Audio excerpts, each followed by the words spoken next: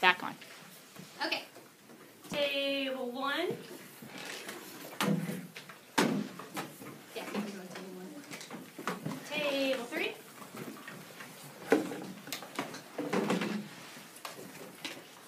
Table 5.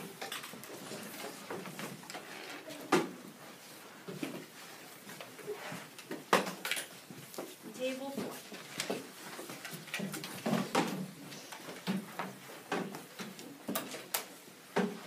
Okay. I need somebody to help me pass it out. Let's see. JD, can you pass those out? And Esther, can you pass those out? And we're going to start a new topic today. Because we've been doing 3-digit subtraction, and now it's time to switch to geometry. So how does that sound? My mom just sounded. Are you guys ready for a break from 3-digit subtraction? Oh, Yeah. We'll still practice it, but we're going to start geometry. Make sure when you get your paper to put your name on the top, your number, and the date, right? Okay.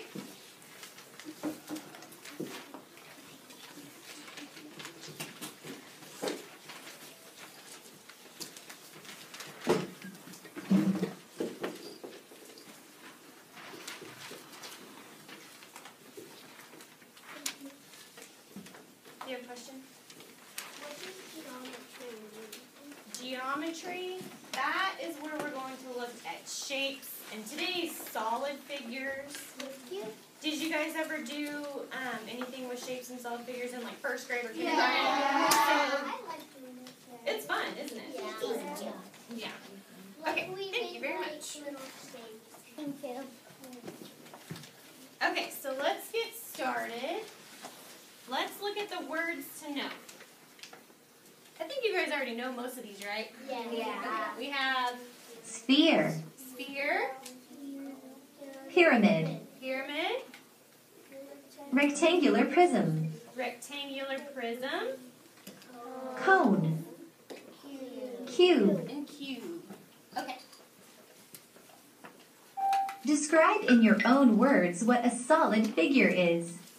What would you say a solid figure is? Raise your hand if you can tell me what a solid figure is. Let's see. Maddie? Not like something that you can touch, not like. Okay. It's something that you can touch and hold, right? And it's not like a liquid. It's not going to like fall apart. Okay. Jason, what do you think? It's hard. Hard. Okay. Sasha? It's sometimes round, and it's not flat. Perfect. That's what I was looking for. It's not flat. You know, when you look at shapes and you have triangles and circles and squares, and you have them on your paper, they look flat. Well, solid figures are 3D. Have you ever seen a 3D movie? Yeah. Yeah. Where it like comes out at you? Yeah. So that's what these are. These aren't flat. They have dimension to them. So I have some examples, and I'm going to pass them around here in a minute. But you can hold them in your hand, and they're not flat, really thin. Does that make sense? Yeah. Okay. One way is to say that it is a three-dimensional figure. These are solid figures. And these are the ones that we're going to be learning about today. Look at these solid figures and name each one. Do you all remember the names of them? They kind of went over it at the very beginning, but let's see if you guys can remember. What is this one called? Raise your hand. Luke? Sphere. What about this one? Turner? Pyramid. This one? Samantha? Cylinder. Cylinder. Very good. What about that one? A lot of people raising it. Gavin? Cone. Cone. You guys can remember that one, right? Because it looks like an ice cream cone. Yeah. Maybe turn it upside down. All right. What about this one? Jeannie? Cube. And the last one. Let's see. Braden? Rectangular prism. Very good. Rectangular prism. Awesome. You got them all right.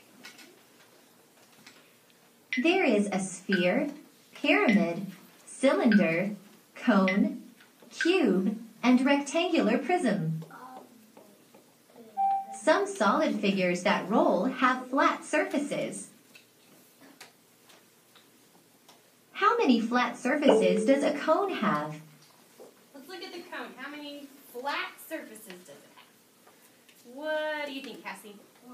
One? Okay, let's see if you're right. A cone has one flat surface. Very good. How many flat surfaces does a cylinder have? What about a cylinder, Kevin? Two. A cylinder has two flat surfaces. Good job. Does a sphere have flat surfaces? What do you think? Claire? No. It doesn't, right? There's no flat surfaces because if you put a sphere down, doesn't it just kind of roll all over the place? Yeah. A sphere has no flat surfaces. Very good. Which other solid figures have flat surfaces? Which ones have flat surfaces? Rainy? The cube. The cube. It has a lot, right? 6. Okay. You remember that? 6? Okay, I think we're going to talk about that here in a little bit. What else? There's one more up there. Let's see. Sasha? Rectangular prism. Very good. Did we cover them all? No. Oh, we have one more. Let's see. Mitchell. Pyramid. The pyramid, right? It has a lot of flat surfaces too. A pyramid, cube, and rectangular prism have flat surfaces. Solid figures that do not roll have flat surfaces called faces. So today when we're doing our lesson, sometimes people say flat surfaces and sometimes people say faces, and that means the same thing. That just means the flat part on the solid figure, okay? So flat surfaces or faces means the same thing. You can count the faces. How many faces does the rectangular prism have? Look at the rectangular prism and think about it. How many faces or flat surfaces do you think it has? Cruzen? 5? Do you agree or disagree? Thumbs up if you agree, thumbs down if you disagree. Okay, let's see. It looks like they disagree. What do you think, Jason? 6. 6. Thumbs up if you agree. Thumbs down if you disagree. You should agree. It has 6, right? It has 1, 2 on the ends, and then 1, 2, 3, 4 around. So we have 6. Very good. That's 4 plus 2 equals 6. Yep, exactly. It has 6 faces. Notice that sometimes you can't see all of the faces. How many faces does the pyramid have? What about a pyramid? Turner, what do you think?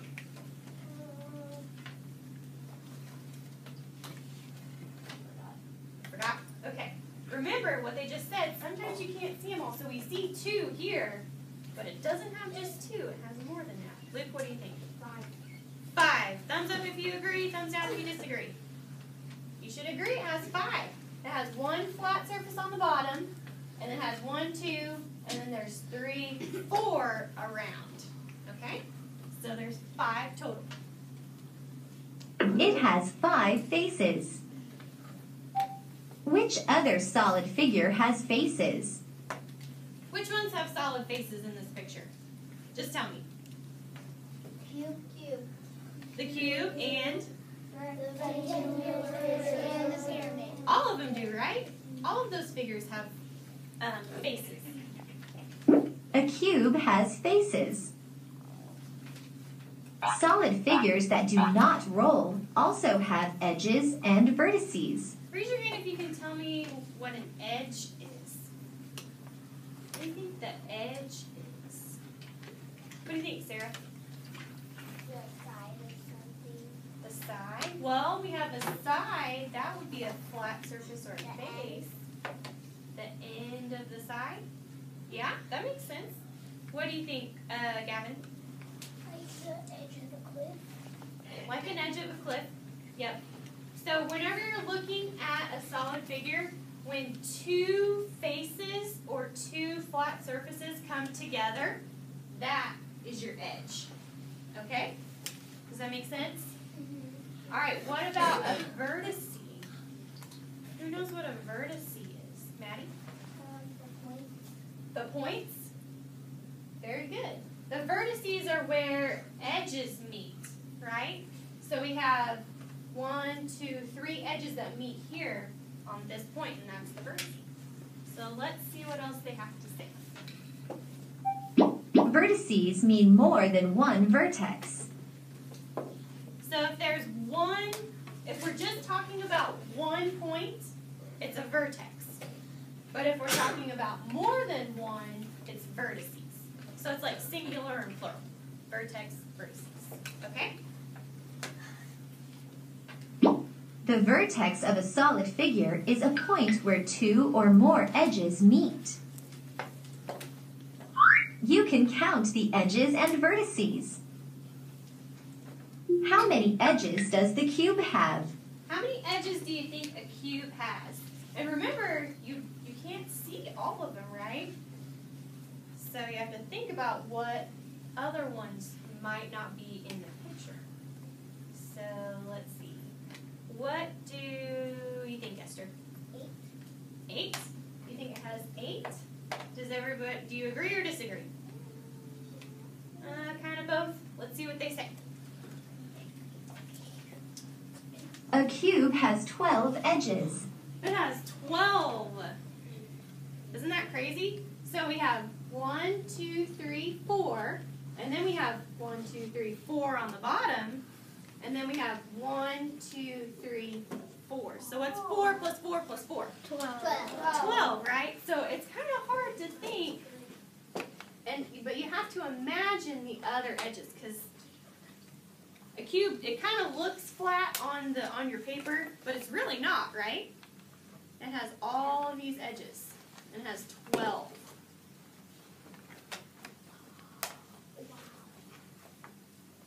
How many vertices does the cube have? All right, let's think about vertices. What was a vertice again? Or a vertex or a vertices? What was that, Maddie? The points. The points, right? So I'm going to pass these around. I think it might be a little bit easier if you can like hold it and see. So just take a second to look at it and then pass it. I'm going to have skip a row and it'll come back. And you go that way, okay? Just think about it. How many vertices would a cube have? What do you think, Jason?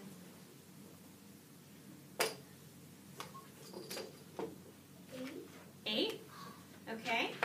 Does anybody else think different? Or do you agree? Kind of have a little bit of both. Let's see what they say. How many it has. A cube has 8 vertices. You got it right. It doesn't have as many vertices because as edges, because that's where the edges meet, right? So we have 1, 2, 3, 4 on top, and then 1, 2, 3, 4 on bottom. 4 plus 4 is 8. Okay? Yeah, there's one kind of, it would be back here. But you can't really see it on there, but that's why I have you guys looking at the cube to kind of help you. Okay? Do you have a question?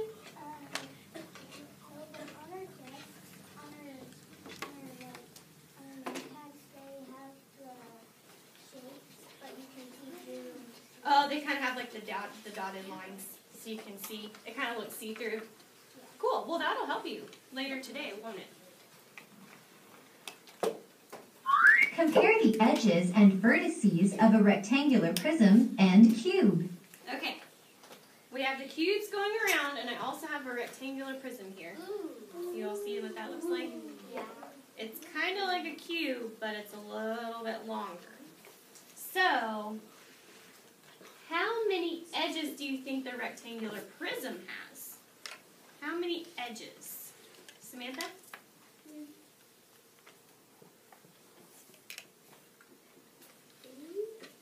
8. Agree or disagree? Okay, you guys have thumbs up. Let's see. I know it's kind of hard to see because it's small, but you have 1, 2, 3, 4 on top, 1, 2, 3, 4 on bottom, And then you have 1, 2, 3, 4 around. How many is that? Today I taught a math lesson to a 2nd grade class, and I thought that it went pretty well. My plan for the lesson and classroom management was to follow the already established classroom routines that the kids were used to. Something that is very important to them and to my mentor teacher is the clip chart that they use. And you can see it in the video. It's to the right, hanging on the side of a file cabinet. But there are different colors, and every day the kids start out on green, and they each have a clothespin with a number on it. And if they do something really great, they get to move their clip up a color.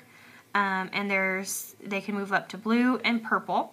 And then if they're doing something off task or they're not following directions, then they clip down.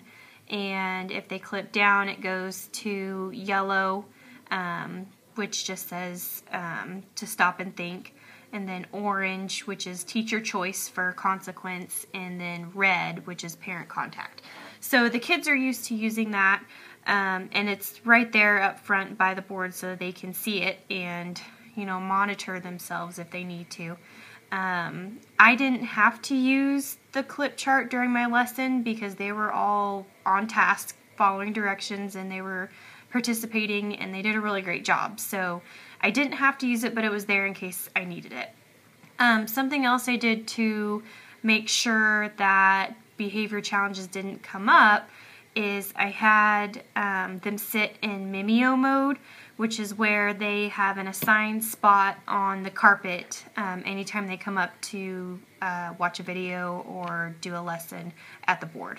So they were in Mimeo mode, which helps with any distractions because certain kids are set apart from others so that they don't talk because they're really good friends. So that helped too. One challenge that I faced during this lesson with classroom management is I forgot that there are jobs for paper passers. And whenever I had some students pass out papers, I just had them raise their hands and I picked 2 students, which they had different jobs for the week, so the paper passers didn't get to pass out papers. And I didn't realize that really hurt those kids' feelings. So after the lesson, one boy made a comment about not getting to do his job, and he was pretty upset. So I apologize for not remembering that, but for next time, I'm definitely going to make sure that I am letting those kids do their jobs because that's something that's really important to them, and they really like doing that and they look forward to doing that. So I think in helping with classroom management, letting them do their jobs and show that they can do it is really important. So I'm going to remember to keep that in mind for next time. Something else that I thought of after watching my video was that there was a lot of playing with the clipboards and the pencils. I had them bring them up because further in the lesson, we get to a graphic organizer where we write down the different shapes or solid figures, and they put in how many vertices, how many flat surfaces, and how many edges those shapes have. So we didn't get to that in the video, but they had that with them sitting on the carpet, and they were messing with them, and the pencils were getting, messed with, and it wasn't as much a distraction for me as it was maybe other kids sitting on the carpet, because I noticed watching the video, some of the kids would kind of like turn and look to see what everybody else was doing. So next time when I'm up there, I'm going to make sure that if they need their clipboards and pencils, they have them on the ground, sitting in front of them where they're not touching them. Their hands are in their lap. So I think that will help with distractions, and that way all the kids can stay on task a little bit easier and everyone can follow along a little bit easier. So, but overall, that was just a really short part of the full lesson, but I think that they did really well, and I think that I followed the procedures well that my mentor teacher has in place to help keep behaviors at a minimum.